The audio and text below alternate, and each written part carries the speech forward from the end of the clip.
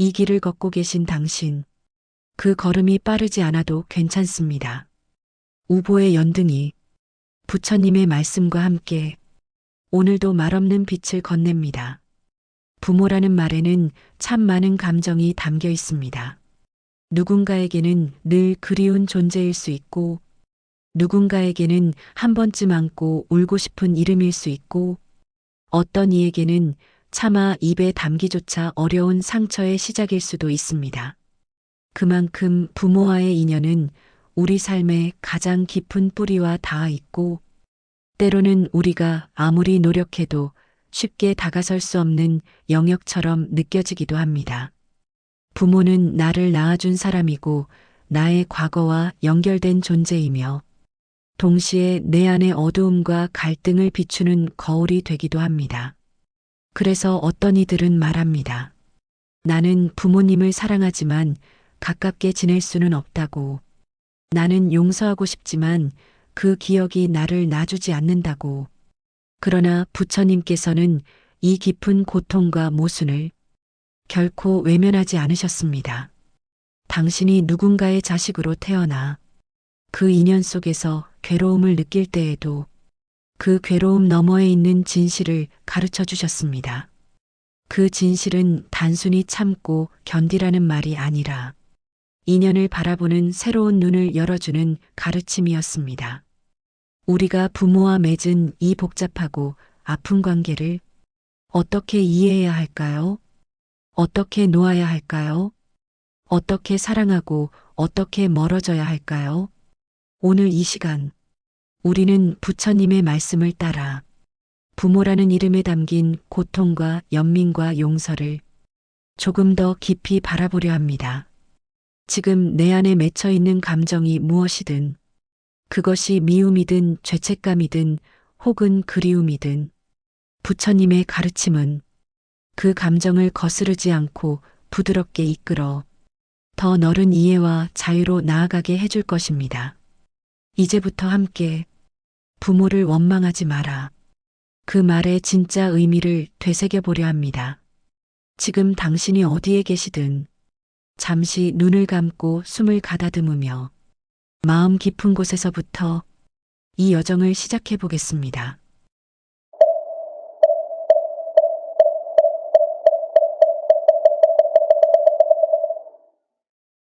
부모 자식 간의 인연은 과거의 업에서 시작된다. 우리가 태어난 집은 선택한 적이 없습니다. 누구의 자식으로 태어날지를 정한 기억도 없습니다. 하지만 그 만남은 어느 날 갑자기 주어진 것이 아니라 이미 오래전부터 우리 영혼이 품고 온 인연의 열매입니다. 부처님께서는 수타니파타에서 이렇게 말씀하셨습니다. 지은 대로 받게 되는 것은 피할 수 없는 법이며 모든 존재는 스스로의 행위로 인해 태어나고 스스로의 행위로 인해 고귀하거나 비천하게 된다. 수타니파타 5장 피안에 이르는 길에 나오는 이 구절은 부모 자식의 관계마저 단순한 우연이 아님을 말해줍니다.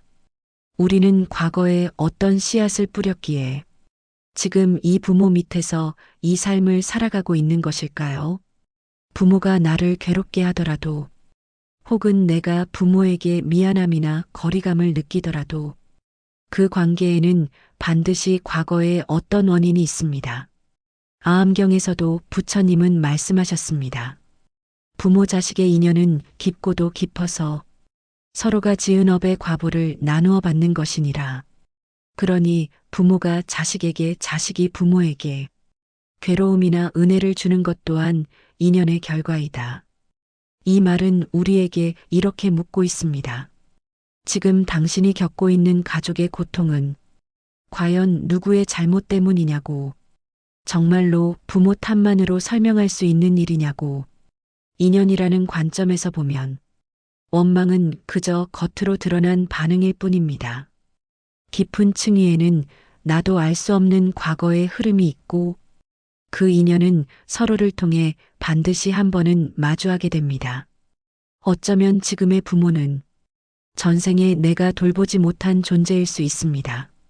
어쩌면 내가 그들의 고통을 외면한 인연이 이번 생에서 부모라는 이름으로 다가온 것일 수 있습니다. 물론 이 말이 당신의 상처를 정당화하자는 뜻은 아닙니다. 그저 그 상처를 다른 시선으로 바라보자는 제안입니다. 우리가 괴로울수록 반복해서 묻게 됩니다. 왜 나는 이런 부모를 만났을까? 왜 그들은 나를 이해해주지 못할까? 왜 그들의 말 한마디가 내 마음을 흔들어 놓을까? 그 질문의 답을 원망이 아닌 업의 인연으로 바라볼 때 우리는 고통에 끌려가지 않고 그 인연을 해탈의 길로 삼을 수 있게 됩니다. 부처님께서는 업은 끊을 수 없지만 업의 과보는 바꿀 수 있다고 하셨습니다. 지금 내가 그 관계 속에서 어떻게 반응하는지가 다음 생의 인연을 바꾸는 실마리가 된다고 하셨습니다. 그러니 부모라는 인연 속에서 괴로움을 느낀다면 그 고통은 나를 벌주기 위한 것이 아니라 이 인연의 고리를 바라보라는 부처님의 자비로운 울림일지도 모릅니다. 왜냐하면 부모를 향한 감정은 결국 나 자신을 향한 이해와도 연결되어 있기 때문입니다. 지금 내가 부모를 받아들이는 만큼 나는 나 자신의 과거와 미래를도 받아들이는 것입니다. 그 관계가 어떠했든 그 인연이 고통으로 얼룩졌든 우리는 그 안에서 지혜와 자비를 발견할 수 있습니다. 부처님께서는 단 한 번도 우리에게 인연을 피하라고 말씀하시지 않았습니다. 그 인연을 직면하고 거기서 새로운 길을 내라고 가르치셨습니다. 부모라는 인연 역시 그렇습니다. 피할 수 없기에 더 깊이 바라보고 이해할 수 없기에 더 부드럽게 품을 수 있어야 합니다.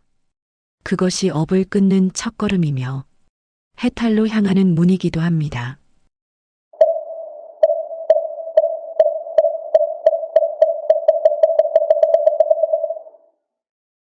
부모를 이해하기 어려운 이유.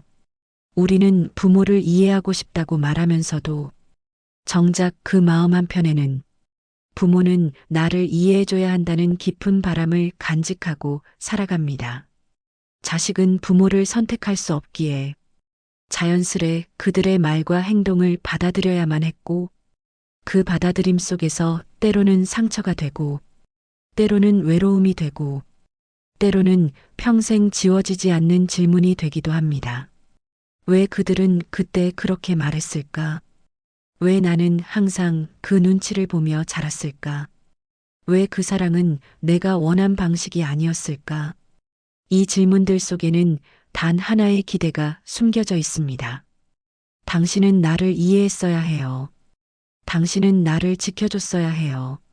그러나 부처님께서는 그렇게 말씀하지 않으셨습니다. 금강경에서 부처님은 제자 수보리에게 이렇게 설하셨습니다. 응무소주 이생기심. 어디에도 머무르지 말고 그 마음을 내라. 그 말은 곧 기대에도 머무르지 말고 과거의 상처에도 머무르지 말고 사랑이라는 이름으로 쌓아온 집착에도 머무르지 말라는 뜻입니다. 우리는 부모를 사랑하면서도 동시에 부모에게 너무 많은 것을 기대합니다. 그들은 나의 아픔을 이해해 주길, 내가 한 선택을 응원해 주길, 내가 약할 때 무조건 내 편이 되어 주길. 하지만 부모도 결국 한 사람의 인간입니다. 그들 또한 누군가의 자식이었고, 상처를 받고, 이해받지 못하고, 때로는 외롭고 두려운 선택을 하며 살아온 존재입니다. 그 사실을 받아들이는 순간, 우리는 비로소 부모라는 상징이 아니라 하나의 인간을 마주하게 됩니다. 그들이 미처 해주지 못한 사랑, 그들이 표현하지 못했던 감정, 그 모든 것들이 우리처럼 불완전했기에 부족했고 왜곡되었으며 때론 차갑게 다가온 것입니다. 선문염송에서는 한 선사가 제자에게 이렇게 말합니다. 너는 너의 아비를 내려놓은 적이 있느냐? 그 물음은 육체적인 부모가 아니라 내 마음속에 붙잡고 있는 이래야 한다는 부모의 형상을 이제는 놓을 수 있느냐는 깊은 질문입니다. 부모를 향한 이해는 사실 그들을 판단하는 것이 아니라 내 안의 이상과 기대를 내려놓는 데서 시작됩니다. 그들은 내가 원하는 부모가 아니었을지라도 그들은 그 나름의 고통 속에서 그 나름의 방식으로 나를 사랑했을 수 있습니다. 우리가 그것을 알아차릴 때 비로소 이해는 가능해집니다.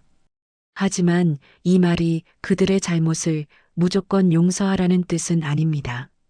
그저 우리가 그 고통에서 벗어나기 위해서는 무엇을 먼저 내려놓아야 하는지를 알려주는 것입니다. 누군가는 말합니다. 나는 용서했어요. 하지만 여전히 마음은 멍들어 있어요. 그럴 수 있습니다. 그 멍은 아주 오랜 시간 함께 있었던 것이기에 쉽게 사라지지 않을 수도 있습니다. 그러나 중요한 것은 그 멍을 붙잡고 스스로를 또다시 괴롭게 만들 것인지 그 멍조차도 이해하며 부드럽게 품을 것인지의 차이입니다. 부모는 완벽할 수 없습니다. 그들은 부처가 아닙니다. 우리는 그 사실을 잊고 살기에 자꾸만 이해하려 하다가 지치고 사랑하려 하다가 다치고 기대하려 하다가 실망하게 됩니다. 그래서 부처님은 마음을 어디에도 머물지 않게 하라고 하셨습니다. 응무소주, 집착하지 않음. 그것이 바로 이해의 시작이자 자비의 첫걸음이기도 합니다. 그 이해는 말로 하는 것이 아니라 내 마음의 기대를 내려놓을 때 조용히 피어나는 연꽃과 같습니다.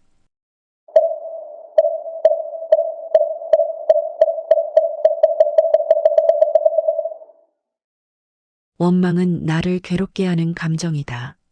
사람은 누구나 상처받으면 마음속에 응어리가 남습니다. 그 응어리는 시간이 지나도 쉽게 사라지지 않고 어느 날 문득 어떤 말 한마디나 눈빛 하나에도 되살아나듯 올라와 나를 흔들곤 합니다. 부모라는 존재와 얽힌 상처는 더욱 그렇습니다. 삶의 가장 초기에 자리 잡은 감정이기에 그 기억은 무의식의 뿌리처럼 깊숙이 자리를 잡고 때로는 말로 설명하기 어려운 방식으로 우리 마음에 그림자를 들이웁니다. 그 그림자가 바로 원망입니다. 부처님께서는 유마경에서 이렇게 말씀하셨습니다. 번뇌가 곧 볼이니라.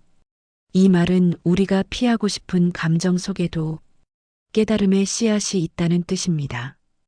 즉 원망이라는 감정이 있기에 우리는 괴로움을 똑바로 바라볼 수 있고 그 괴로움을 뚫고 나갈 때 비로소 마음의 자유를 얻게 된다는 가르침입니다.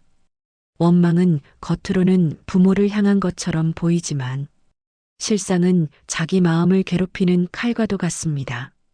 상대는 이미 그 순간을 지나갔을지 모르지만 나는 여전히 그 감정 안에 머물며 과거의 고통을 반복해서 상기하게 됩니다.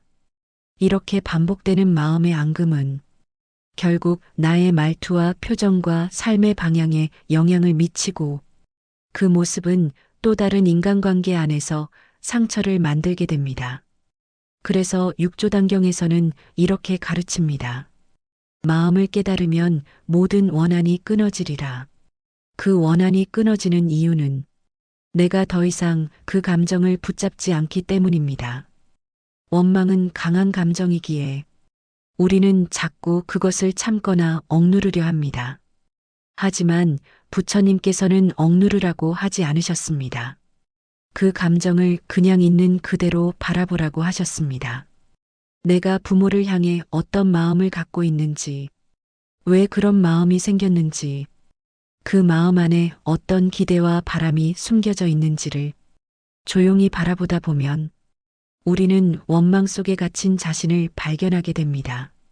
그리고 서서히 알게 됩니다.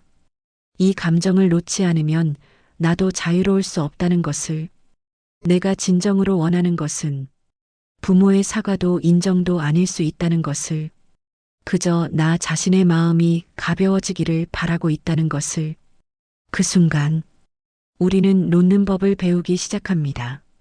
놓는다는 것은 있는 것이 아닙니다. 그 아픔을 무시하거나 덮는 것도 아닙니다. 오히려 그 아픔을 온전히 인정하고 이제는 그 아픔에 머물지 않기로 선택하는 것입니다. 그 선택은 결코 약한 것이 아니라 마음이 강해졌다는 증거입니다. 부처님께서는 말씀하셨습니다. 누구를 향한 미움도 그 사람을 태우지 않고 미움을 품은 나만을 불태운다. 이 말은 원망의 본질을 가장 정확하게 말해줍니다. 우리는 그 사람을 미워하면서도 실상은 나 자신을 아프게 하고 있는 것입니다. 그러니 이제는 물어야 합니다. 나는 이 고통을 계속 안고 살 것인가? 아니면 그 고통을 내려놓고 내 마음의 문을 열 것인가? 놓는다고 해서 부모가 달라지지는 않을지도 모릅니다. 하지만 놓는 순간 내가 달라집니다.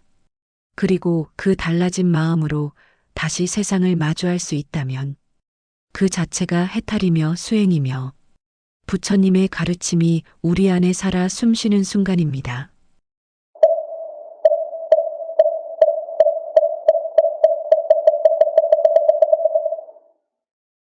노음은 마음을 훈련하는 길입니다.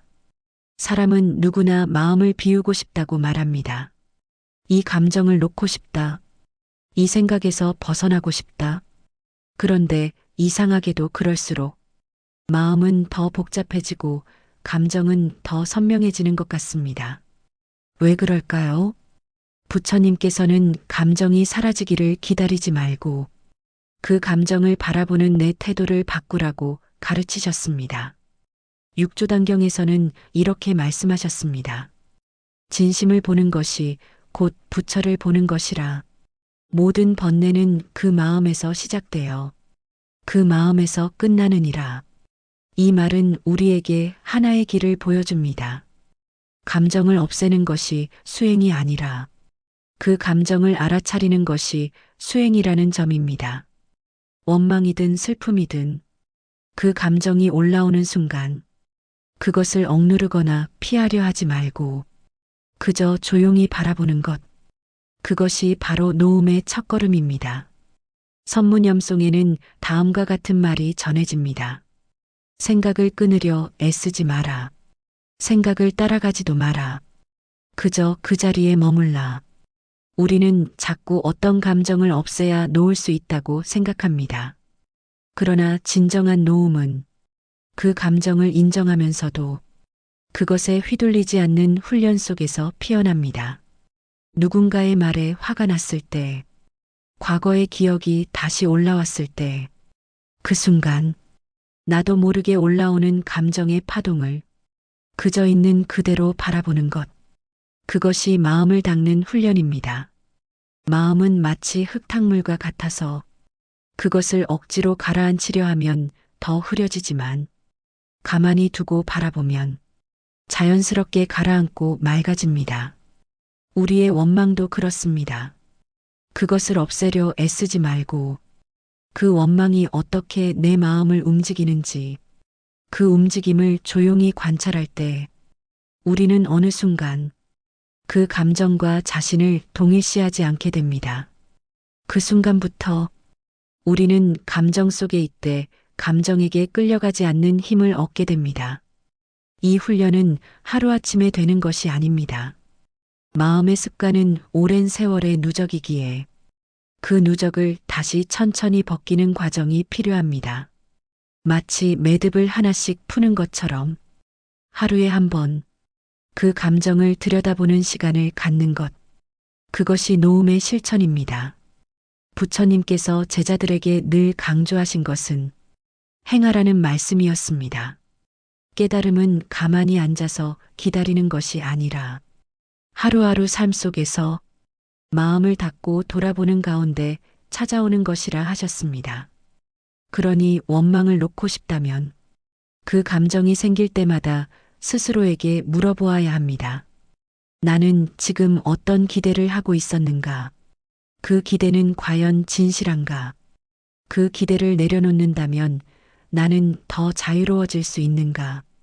이 물음들이 반복될 때 우리는 점점 마음의 중심으로 다가가게 됩니다. 그 중심에는 고요가 있습니다. 그 고요는 단순한 무감정이 아니라 모든 감정을 받아들이고도 흔들리지 않는 자리입니다. 그 자리에 닿기 위해 우리는 놓는 연습을 합니다. 그리고 그 놓음은 곧 자비요, 지혜요, 해탈을 향한 수행의 길이 됩니다.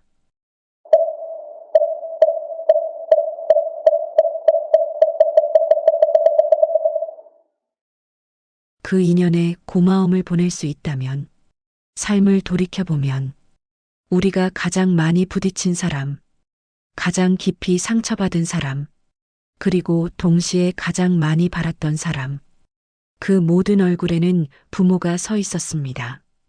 그들이 우리를 키운 방식이 어땠든, 그들의 말과 침묵이 우리에게 어떤 흔적을 남겼든, 그 관계는 한 인간으로서 가장 깊이 경험한 인연이자 우리 마음을 가장 강하게 흔든 연기의 현장이었습니다.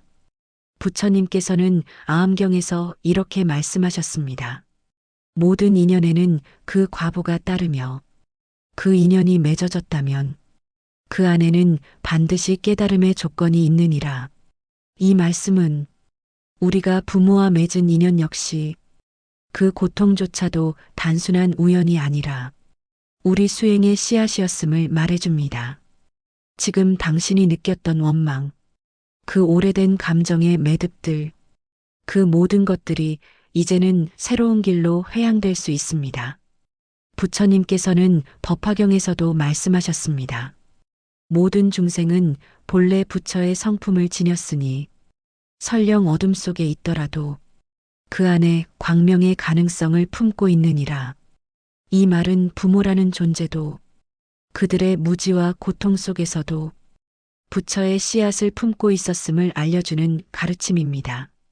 그들이 온전히 표현하지 못했던 사랑, 그들이 말로 하지 못했던 미안함, 그 모든 것이 당신의 이해 안에서 다시 읽히고 당신의 자비 안에서 새롭게 태어난다면 그 인연은 고통에서 지혜로 전환됩니다.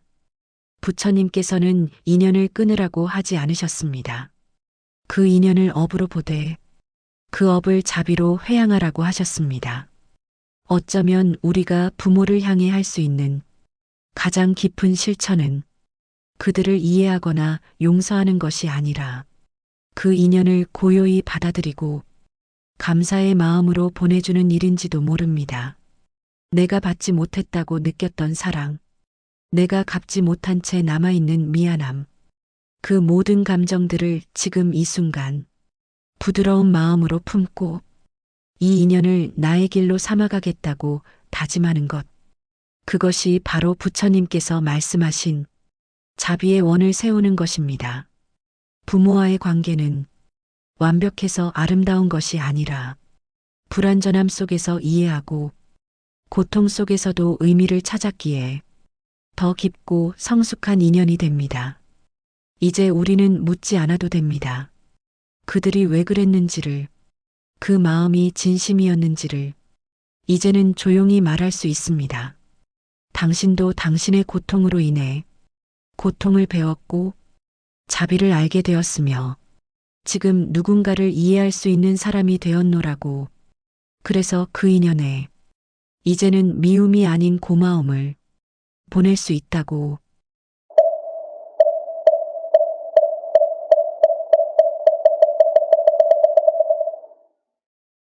이제 그 인연을 어떻게 안고 가시겠습니까? 지금까지 우리는 부모라는 존재를 통해 마주한 사랑과 상처, 기대와 원망, 그리고 그 너머에 있는 깊은 인연을 함께 들여다보았습니다. 그 인연은 때로는 벗어나고 싶은 족쇄처럼 느껴졌고, 때로는 미처 끝맺지 못한 질문처럼 마음에 남아 있었을지도 모릅니다. 하지만 부처님의 가르침은 그 고통마저도 길이 된다고, 그 인연마저도 수행이 된다고 말해주셨습니다. 수타니파타에서는 우리가 맺는 모든 인연은 과거의 업으로 인해 이어지는 것이라 하셨고, 아함경에서는 그 인연이 괴로움일지라도 그 안에는 깨달음의 조건이 숨어 있다고 말씀하셨습니다. 육조단경과 유마경에서는 그 감정을 억누르거나 숨기지 말고 그저 그 마음을 그대로 바라보라고 거기서 비로소 놓음이 시작된다고 알려주셨습니다. 놓는다는 것은 있는 것이 아니었습니다. 그 감정을 외면하는 것이 아니었습니다. 그 감정을 가슴 깊이 껴안은 채 그 감정과 내가 다르다는 것을 아는 것이었습니다. 그래서 우리는 이제 조용히 자신에게 물을 수 있습니다. 나는 아직도 부모를 향해 무엇을 기대하고 있는가? 나는 그 기대를 내려놓을 수 있을까? 나는 나를 이해하지 못했던 부모를 한 인간으로 받아들일 수 있을까? 그리고 그 인연에 고마움을 보낼 수 있을까? 법화경에서 부처님께서는 모든 존재는 부처가 될 수 있다고 하셨습니다. 그 말은 곧 지금 당신의 마음 역시 그 인연을 통해 더 깊고 넓게 열릴 수 있음을 뜻합니다. 괴로움에서 지혜로, 미움에서 자비로, 반복되는 업에서 해탈의 가능성으로 그렇게 우리는 조금씩 성장해 가는 것입니다. 이제 더 이상 그 인연을 두려워하지 않아도 됩니다. 이해하지 못해도 괜찮습니다. 다만 그 인연 속에서 내가 조금 더 부드러워지고 조금 더 자유로워질 수 있다면 그것으로 충분합니다. 당신이 받은 사랑이든 받지 못한 사랑이든 그 모두가 지금의 당신을 만든 씨앗이었음을 기억해 주세요. 이제는 그 씨앗을 조용히 품은 채 조금 더 가벼운 마음으로 당신의 길을 걸어가시기를 바랍니다. 우보의 연등이었습니다. 당신의 속도는 느린 것이 아닙니다. 그것은 오히려 마음을 잃지 않기 위한 선택이며 고요히 자신을 바라보는 지혜의 시간입니다. 소처럼 천천히 하지만 결코 멈추지 않는 그 걸음, 그 발걸음 하나하나가 부처님의 말씀에 응답하는 길입니다. 당신이 지금 겪고 있는 모든 감정, 지치고 흔들리는 하루, 그 안에서도 등불을 꺼뜨리지 않고 걸어가는 당신에게 이 등 하나를 건네드립니다. 작은 불빛이지만 그 빛이 당신 안의 평안을 비추어 주기를. 우보의 연등은 언제나 말없이 곁에 머물겠습니다. 성불하십시오.